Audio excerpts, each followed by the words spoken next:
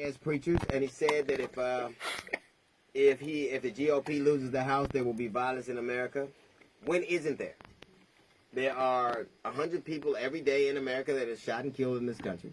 There have been more Americans that have perished at the hands of other Americans that have died in all the wars we've ever fought. You cannot turn on the news without seeing a mass shooter or a workplace shooter or a school shooter. So how will we differentiate if they're angry about not being having the GOP retain the House, or angry just being angry Americans with access to guns? Leaders don't do stuff like this. Leaders don't threaten people with fear and intimidation. What they do is tell you all the great things that they've done and the reasons why you should vote for them. They don't have to threaten you or make you afraid or tell you the bad things that are going to happen.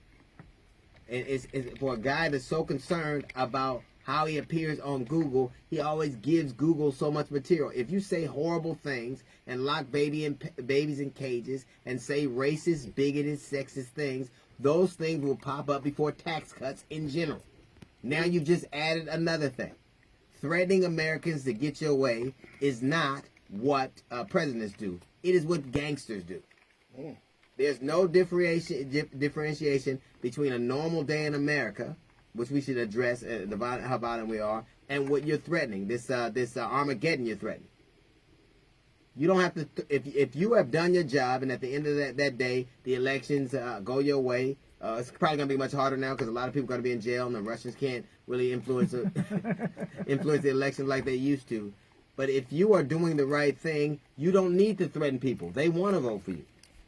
They want what you have. Tax cuts don't assuage and take away all the things. Thousands dead in Puerto Rico.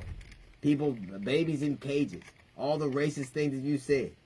If that hasn't led us to violence, and all those things haven't led us to violence, if those things haven't made the country turn around, what makes you think some shoe booty ass congressmen not getting their jobs back is going to make America any angrier than they already are?